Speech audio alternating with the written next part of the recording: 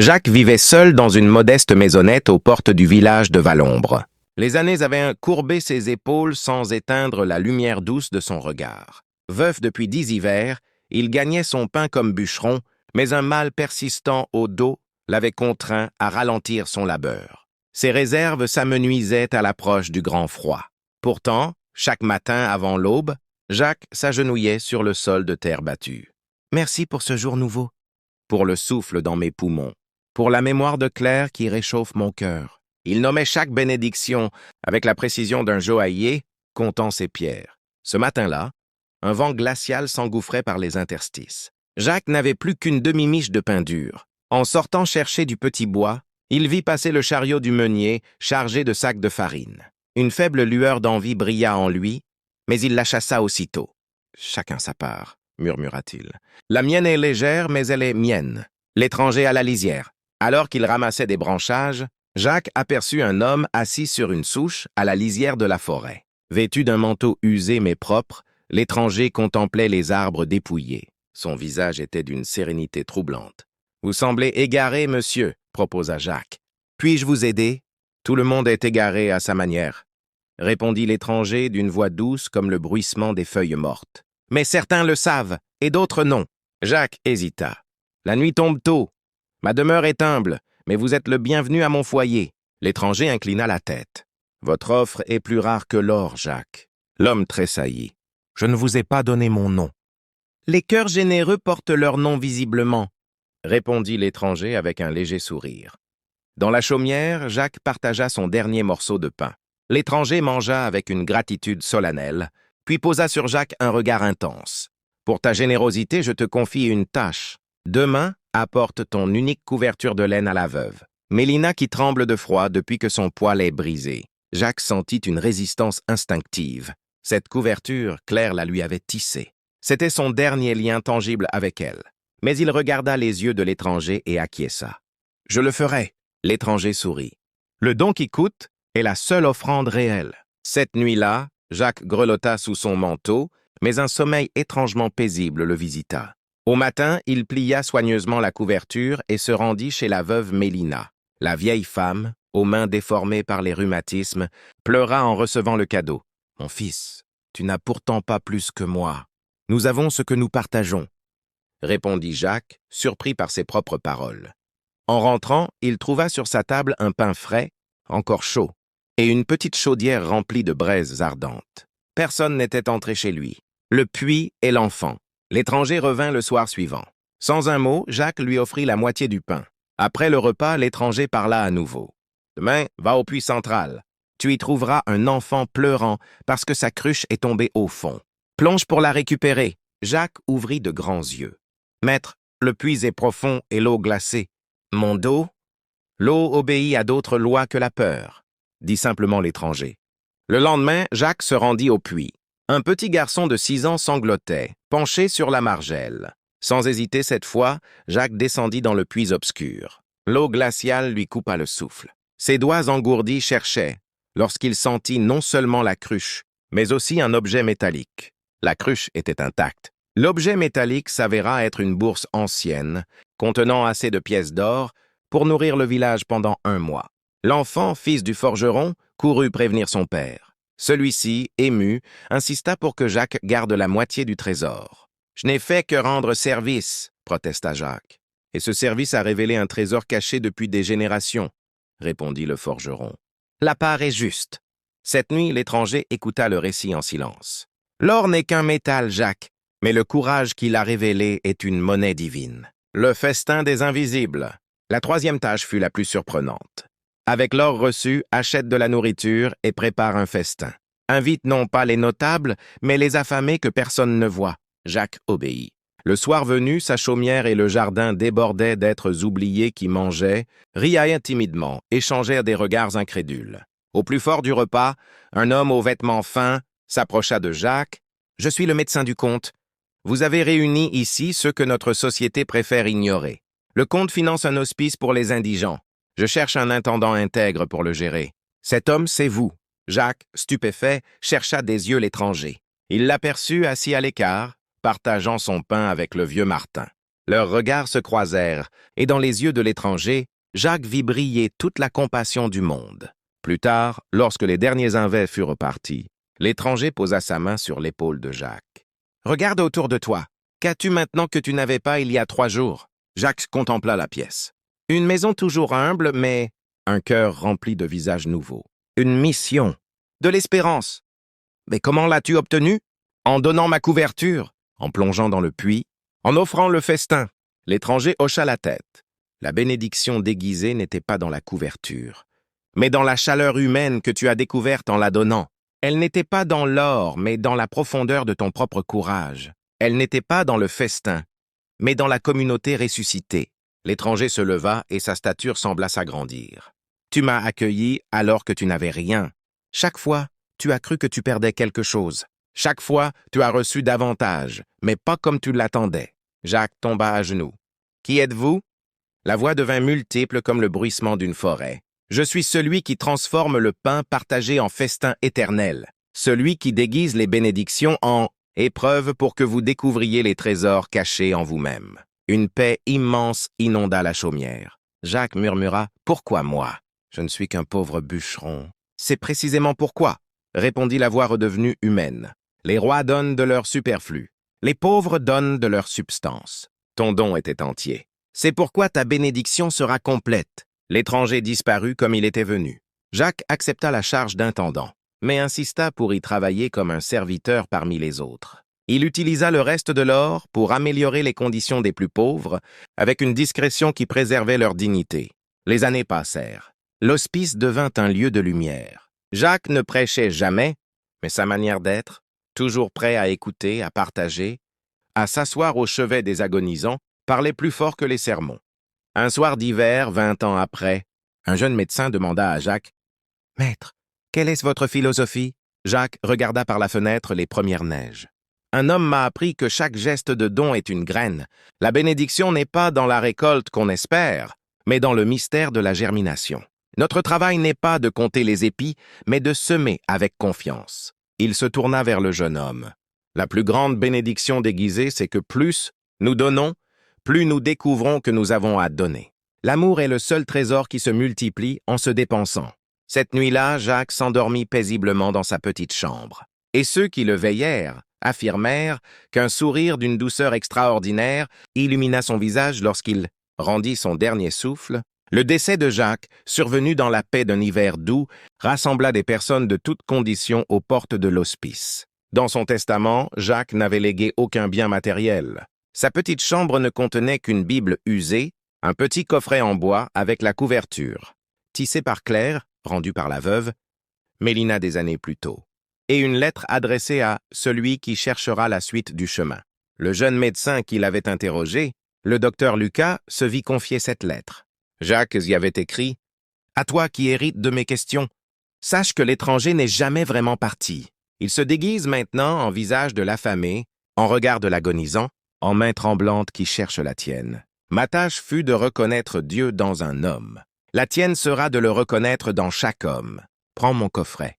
Il contient le début et la fin. » Lucas ouvrit le coffret de bois usé. À l'intérieur, sur le tissu de la couverture, reposaient 3 objets. Un morceau de pain durci, une petite pierre du fond du puits et une pièce d'or usée. Sous ces objets, un parchemin portait une seule phrase. « Ils te semblaient des pertes. Ils étaient des semences. » Les semaines suivant la mort de Jacques furent étranges. L'hospice semblait avoir perdu son âme. Une nuit d'insomnie, Lucas entendit frapper à sa porte. 3 personnes attendaient. La vieille Mélina, le forgeron grisonnant, et un homme aux yeux tristes nommé Simon. « Nous sommes les gardiens des 3 dons, » dit Mélina. « Jacques nous a demandé de vous transmettre une leçon. » Le forgeron prit la parole. « La couverture que Jacques a donnée, je l'ai gardée 40 ans. Chaque hiver, je me souvenais, un homme qui grelottait m'a réchauffé. Cette mémoire m'a rendu généreux. Le don n'est pas dans l'objet, mais dans la chaîne qui l'initie. » Simon parla à son tour. « J'étais un autre enfant du puits. Jacques m'a trouvé noyant dans mon désespoir. Il a plongé pour moi. La leçon. Parfois, sauver une vie ne rapporte que cette vie sauvée. Et c'est la plus grande des richesses. » Mélina conclut. « Jacques m'a appris que la première générosité est de laisser les autres vous donner. En acceptant sa couverture, j'ai permis à sa bénédiction de s'accomplir. L'orgueil refuse le don par dignité. La vraie dignité est dans la grâce de recevoir. L'été suivant fut caniculaire. Une sécheresse inhabituelle frappa la région et le puits central commença à tarir. L'angoisse gagna la population. Lucas, se souvenant de la pierre du coffret, rassembla les villageois. Cette pierre vient du fond de ce puits. Elle a touché le premier miracle. Creusons plus profond là où Jacques a trouvé le courage. On creusa. Le troisième jour, l'appel d'un jeune ouvrier heurta une dalle gravée. En la soulevant, les hommes découvrirent des jarres contenant des parchemins et surtout un plan précis d'un réseau d'eau, souterrain oublié menant à une source située à une lieue au nord. La découverte fut plus précieuse que l'or. En suivant le plan, les villageois retrouvèrent la source et purent alimenter non seulement leur village, mais 3 autres hameaux. La sécheresse devint une bénédiction déguisée.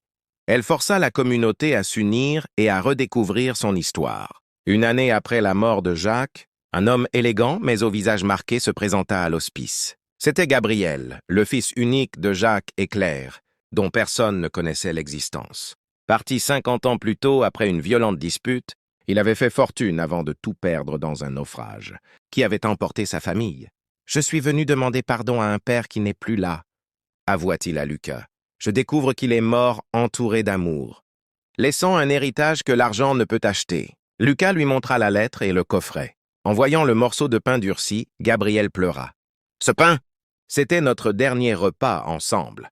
Nous l'avons partagé en silence, plein de colère. Il en a gardé un morceau toute sa vie. » Lucas comprit alors le sens profond des reliques. Il n'a pas gardé le pain comme souvenir d'une rupture, mais comme semence de réconciliation. Il tendit à Gabriel un carnet où Jacques avait écrit chaque jour le nom de son fils, avec une prière pour sa sécurité. Pas une journée manquante en 50 ans. Gabriel décida de rester. Avec ses dernières ressources, il finança la restauration du réseau d'eau et créa une école. La bénédiction déguisée avait opéré une dernière transformation. Le fils prodigue était revenu par la révélation d'un amour qui n'avait jamais cessé. Au premier anniversaire de la mort de Jacques, le village organisa une cérémonie. Ce qui était prévu comme un modeste hommage se transforma en quelque chose d'extraordinaire. Des gens arrivèrent de partout. Chacun apportait quelque chose à partager. Une table immense fut dressée sur la place. Au centre, Lucas plaça le coffret ouvert. La foule se tut lorsqu'il raconta l'histoire complète. Puis les témoignages commencèrent. Une femme, Jacques m'a sauvé. Après la mort de mon enfant, il est venu s'asseoir avec moi chaque jour. Il ne parlait pas, il était juste là. Sa présence m'a appris que l'amour peut être silencieux. Un homme, il m'a appris à lire à 40 ans. Grâce à cela, j'ai pu tenir les comptes de notre ferme et la sauver. Les témoignages se succédèrent jusqu'au crépuscule. Lucas comprit enfin la dimension réelle de l'héritage. Cette capacité contagieuse à voir dans chaque être humain une bénédiction potentielle.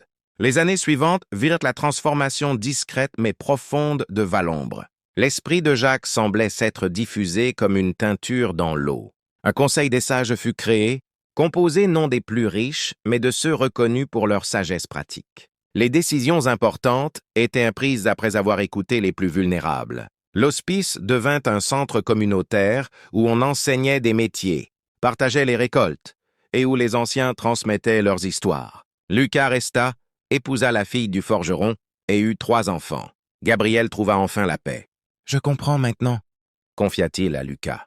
« Mon père n'a pas passé sa vie à attendre mon retour. Il a passé sa vie à accueillir le retour de tous les exilés. En faisant de chaque étranger un fils potentiel, il m'a gardé présent sans m'enchaîner. C'est l'amour le plus pur. » 10 ans après la mort de Jacques, Lucas traversait une période de doute. Une nuit d'hiver, il trouva un homme assoupi dans le porche, ressemblant étrangement à la description de l'étranger. « Vous allez prendre froid, » dit Lucas.